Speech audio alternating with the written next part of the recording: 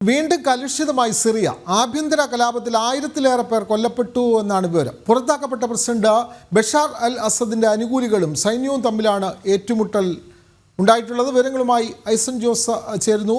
ഐസൺ, സിറിയയിലെ ആഭ്യന്തര കലാപം അവസാനിക്കുന്നില്ല. ഇപ്പോൾ ഉണ്ടായിരിക്കുന്ന സംഭവത്തിൽ 1000-ലേറെ പേർ കൊല്ലപ്പെട്ടു എന്നുള്ള വിവരങ്ങൾ പുറത്തു വരുന്നല്ലോ. മറ്റു വിവരങ്ങൾ?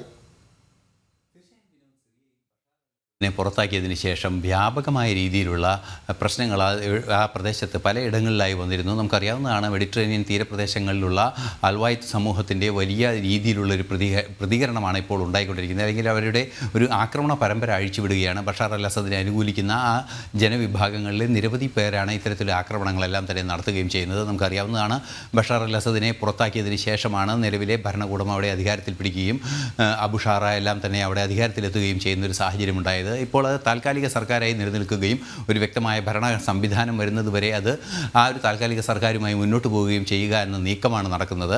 ആ ഒരു പശ്ചാത്തലത്തിലാണ് വലിയ തോതിലുള്ള ആക്രമണങ്ങൾ ഇപ്പോൾ ബഷാർ അൽ അസദിൻ്റെ വിഭാഗങ്ങൾ, അദ്ദേഹത്തോട് ചേർന്ന് നിൽക്കുന്ന വിഭാഗങ്ങളെല്ലാം തന്നെ നടത്തുന്നത്. മോസ്കോയിൽ ഇരുന്നു കൊണ്ട് ഇത്തരം ആസൂത്രണങ്ങൾ അദ്ദേഹം ചെയ്യുന്നു എന്ന ആരോപണങ്ങൾ ഉൾപ്പെടെ, അതായത് ബഷാർ അൽ അസദ് ഇത്തരം ആസൂത്രണങ്ങൾ ചെയ്യുന്നു എന്ന ആരോപണങ്ങൾ ഉൾപ്പെടെ പുറത്തു വരുന്നുണ്ട്. ഇത് സംബന്ധിച്ച് കൂടുതൽ സ്ഥിരീകരണങ്ങളൊക്കെ ഇനിയും വരേണ്ടതുണ്ട്. എങ്കിൽ കൂടി ഇത്തരത്തിൽ വ്യാപകമായ ആക്രമണം നടക്കുകയാണ്. നേരത്തെ സൂചിപ്പിച്ചതുപോലെ പല മാധ്യമങ്ങളും റിപ്പോർട്ട് ചെയ്യുന്നത് ബ്രിട്ടനൊക്കെ ആസ്ഥാനമായി പ്രവർത്തിക്കുന്ന മനുഷ്യാവകാശ സംഘടനകളുടെ റിപ്പോർട്ടുകളെ ഉദ്ധരിച്ചാണ്. അത്തരത്തിലുള്ള റിപ്പോർട്ടുകളെ ഉദ്ധരിച്ചുള്ള റിപ്പോർട്ടുകളിൽ നിന്നും മനസ്സിലാക്കാൻ സാധിക്കുന്നത് 1000-ഓളം പേർ കൊല്ലപ്പെട്ടു എന്ന സൂചന തന്നെയാണ്. എന്നാൽ ഇത് സംബന്ധിച്ചൊരു സ്ഥിരീകരണമൊന്നും ഇതുവരെ ലഭ്യമായിട്ടില്ല. 100 പേർ കൊല്ലപ്പെട്ടു, 100-ലേറെ പേർ കൊല്ലപ്പെട്ടു എന്ന വിവരങ്ങൾക്ക് മാത്രമാണ് ഔദ്യോഗികമായ സ്ഥിരീകരണങ്ങളെല്ലാം തന്നെ ഉണ്ടാകുന്നത്. എന്നാൽ ഇന്നലെ ശക്തമായ നടപടി ഇതിനെതിരെ ഉണ്ടാകും, ഈ ആക്രമണങ്ങൾക്കെതിരെ ഉണ്ടാകുമെന്ന് വ്യവസ്ഥാപിത സർക്കാരിൻ്റെ മേധാവി വളരെ കൃത്യമായി പറയുകയും ചെയ്തിരുന്നു. അവരോടെല്ലാം ആയുധം താഴെ വയ്ക്കുക, അല്ലെങ്കിൽ ഇത്തരത്തിൽ സാധാരണക്കാരെ ആക്രമിക്കുന്ന സിവിലിയൻസാണ് കൂടുതലും മരിക്കുന്ന ഒരു സാഹചര്യം ഉണ്ടാകുന്നത്.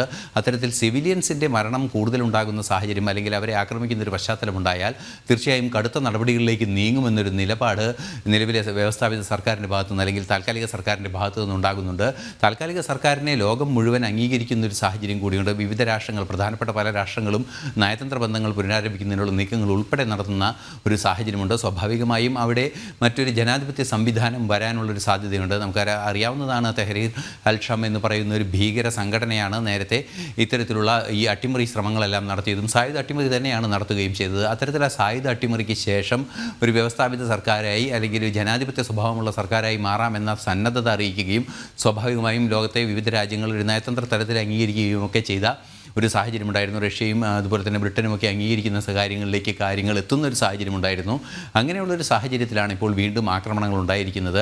പക്ഷേ ഒരു പരിധിവരെ ആക്രമണങ്ങൾ മുഴുവനും പുറത്തു വരുന്നില്ല. അത് പലതും ഈ മനുഷ്യാവകാശ സംവിധാനങ്ങളുടെ, മനുഷ്യാവകാശ സംഘടനകളുടെയും അതുപോലെ അത്തരത്തിൽ പ്രവർത്തിക്കുന്ന NGO-കളുടെയും വിവരങ്ങളെ ഉദ്ധരിച്ചുകൊണ്ടാണ് പുറത്തു വരുന്നത് എന്ന ഗൗരവതരമായൊരു വീഴ്ചയും നിലനിൽക്കുന്നുണ്ട് എന്നതാണ് യാഥാർത്ഥ്യം. തീർച്ചയായും സിറിയയിൽ വീണ്ടും അന്തരീക്ഷം കലുഷിതമാകുകയാണ്. ആഭ്യന്തര കലാപത്തിൽ 1000-ഓളം പേർ കൊല്ലപ്പെട്ടു എന്നുള്ള വിവരങ്ങളാണ് ഐസൺ ജോസ് പങ്കുവെക്കുന്നത്.